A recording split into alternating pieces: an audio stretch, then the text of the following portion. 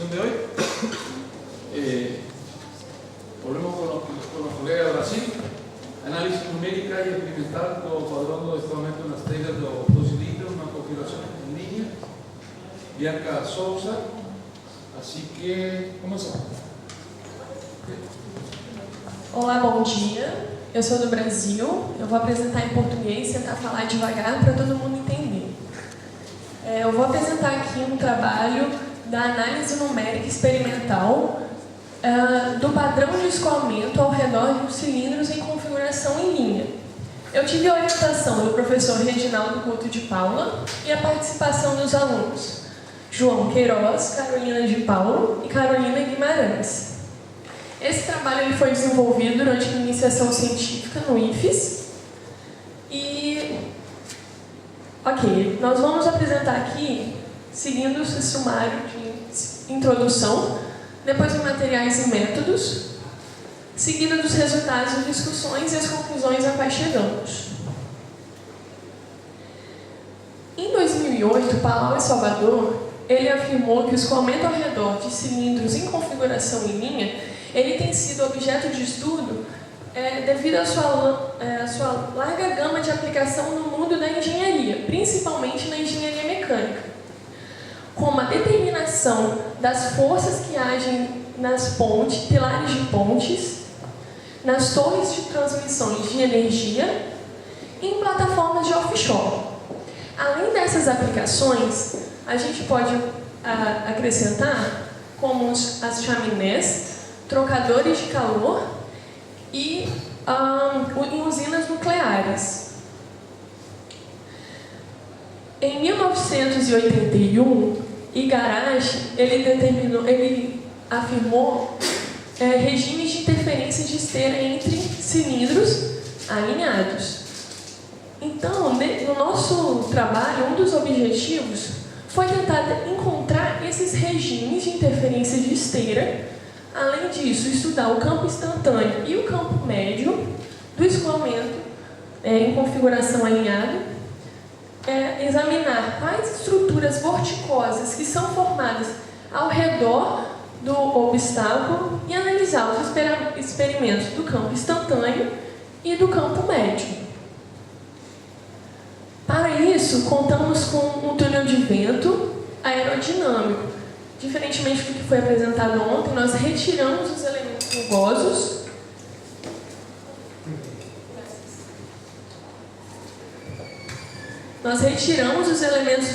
e as agulhas.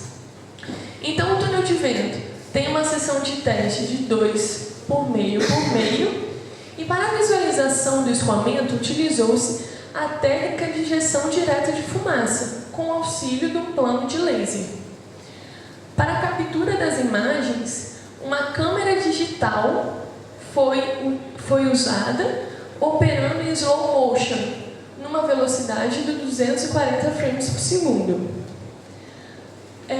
O nosso objeto de estudo foram um par de cilindros com um diâmetro de 0,32 metros e uma altura de 0,70. Esses cilindros eles foram feitos de alumínio. Então, no nosso trabalho, nós avaliamos a razão de aspecto, que foi a distância entre os centros dos cilindros dividido pelo diâmetro. Então, foram analisadas uma razão de aspecto na faixa de 1,5 até 5. Além de avaliar a interferência do espaçamento entre os cilindros, nós também avaliamos o número de reinos, a interferência que a variação do número de reinos causa no escoamento. Então, a gente utilizou um número de reinos de 100 e de 879. No nosso trabalho, nós tratamos o escoamento de número de reinos de 100, como sendo de escoamento laminar e 879 de escoamento turbulento.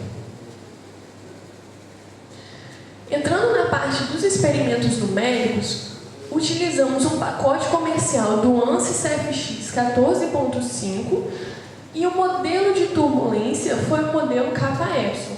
Eu trouxe aqui o domínio computacional tridimensional que nós fizemos no computador e as dimensões. Então, de comprimento, nós temos 30 vezes o diâmetro e a largura e a altura 10 vezes. Nessa segunda imagem, nós temos um exemplo do domínio computacional discretizado. Dentro da modelagem numérica também foram feitas algumas simplificações das equações. O fluido ele foi considerado fluido incompressível, de viscosidade constante e operando em regime permanente. As equações governantes foram a equação de conservação de massa e a equação de Navier-Stokes aplicada às médias de Reynolds. Entrando no contorno, o contorno de entrada, tanto para o escoamento laminar quanto para o escoamento turbulento, a velocidade ela foi normal ao contorno de entrada. No escoamento laminar, a velocidade foi de 0,05 e no turbulento 0,43. No turbulento, nós precisamos setar, além da velocidade de entrada, outros parâmetros, como a energia cinética turbulenta, que seguiu essa fórmula, e a sua taxa de dissipação. Para isso, contamos com essa intensidade turbulenta e essa viscosidade turbulenta. Já nas condições de saída, foi considerada a condição de contorno de Neumann, e no topo e nas laterais do cilindro foi uma condição de parede livre, sem deslizamento. Já na superfície dos cilindros e no plano XY do domínio computacional, foi uma condição de parede de não deslizamento. Então, portanto, entrando aqui nos resultados do nosso estudo, para o número de Reynolds de 100, ou seja, o escoamento laminar, a técnica utilizada para capturar o campo instantâneo, ela foi satisfatória porque a gente consegue observar aqui, de forma mais clara, o descolamento da camada limite do cilindro a montante e ela se recola bem próximo à superfície do cilindro jusante. Isso caracteriza o que foi encontrado por Igarashi, um regime de interferência bem próximo do B e do E. Nas predições numéricas, também foram reportadas essa interferência de esteiras entre os cilindros e na esteira do cilindro ajusante, área de recirculação foram encontradas. Aumentando um pouco essa razão de aspecto, deixando os cilindros um pouco mais afastados, observou-se uma diminuição da interferência de esteira entre esses cilindros. Como a gente pode observar aqui, essa camada ela não se recola mais no cilindro e com o aumento do número da razão de aspecto, há uma diminuição dessa interferência de esteiras. No escoamento, nas predições numéricas, também foi encontrado algo semelhante.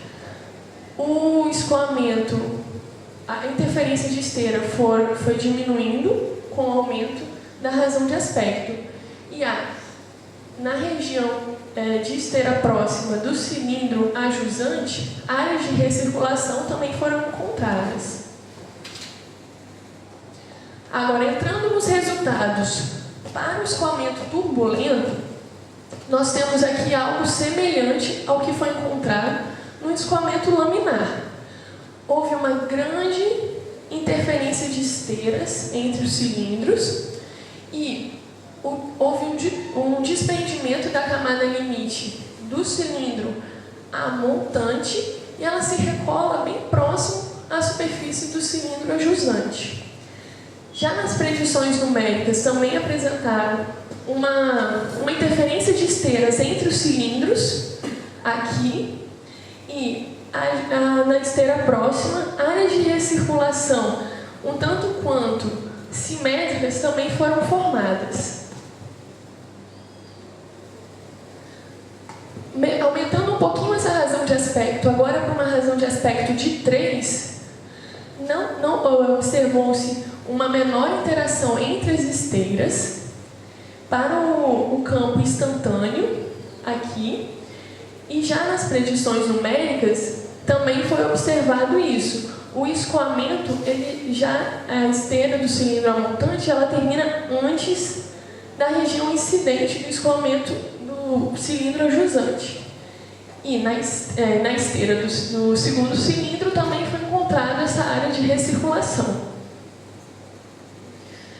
Agora, aumentando essa razão de aspecto de 3 para 4 para 5,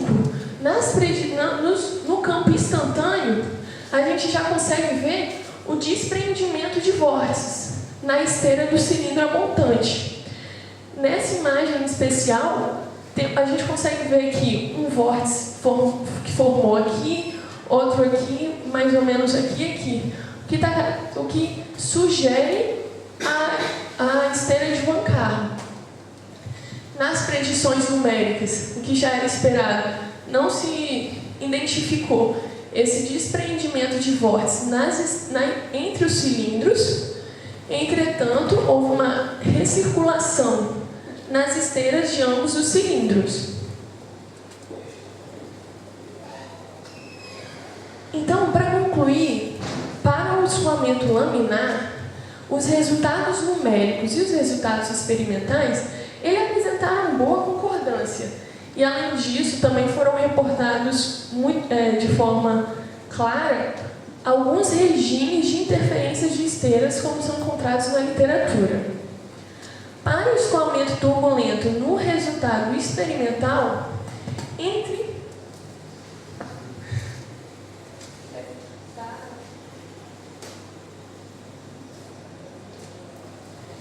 uma razão de aspecto de 1,5 e 2, a camada limite do cilindro amontante, ela se recola bem próximo à superfície do cilindro jusante.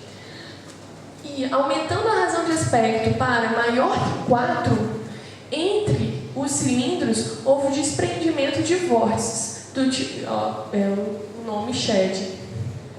Já nos resultados numéricos, nas esteiras dos cilindros formou-se recirculações, e o que já era de se esperar é que, como a gente adotou o modelo Hans operando em regime permanente, não pode se capturar o desprendimento dos vórtices nas esteiras para uma razão de aspecto maior que 4.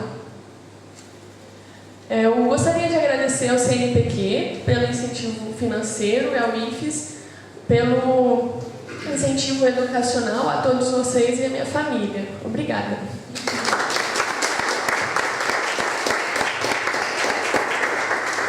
Alguma pergunta? Qual é a melhor distância para atingir o cilindro? Desculpa. A melhor distância para os cilindros, assim, como não é bom você ter uma interferência de esteiras que pode gerar uma vibração, um cilindro com o outro, a partir de uma distância maior que 4, a gente já considera que o escoamento ele não tem mais interferência de esteira. Então, por uma razão maior que 4. En la parte experimental, cuando hicieron los ensayos de viento, la superficie del cilindro, ¿cómo era lisa? Lá no IFES nós temos um torno mecânico e a gente torneou esse cilindro de forma que a superfície ficasse bem lisa. Bem lisa. E aí a gente passou um spray preto, para ainda colorir esses cilindros. Porque aqui vocês conseguem observar que ele é preto. Só que eu usei alumínio, então a gente precisou colorir. Mas a superfície era lisa. ¿No probaron aumentar la rugosidad de los cilindros artificialmente con areia para gerar uma superfície mais rugosa? Não, esse trabalho a gente está começando agora, a análise de cilindros, e como resultados preliminares não tentamos aumentar a rugosidade, mas para trabalhos futuros era uma boa análise. Para obter un régimen ultracrítico que es donde a limitación de reproducción número de reino. entre prototipo y la parte experimental, uno no consigue obtener el mismo número de reinos, eso ficaría muy por debajo de un régimen laminar. Un reino de 800 es un régimen laminar, hasta 1200, 1300 estamos en un régimen laminar. Entonces hay algunas técnicas experimentales para gerar un régimen ainda tendo laminar el reino como si fuese un régimen de por eso sería para ir olhando eso.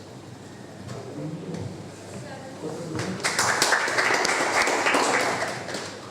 A velocidad do regime laminar é 0,05. Sim. Como a gente conseguiu medir, né? Vou voltar aqui só um minutinho.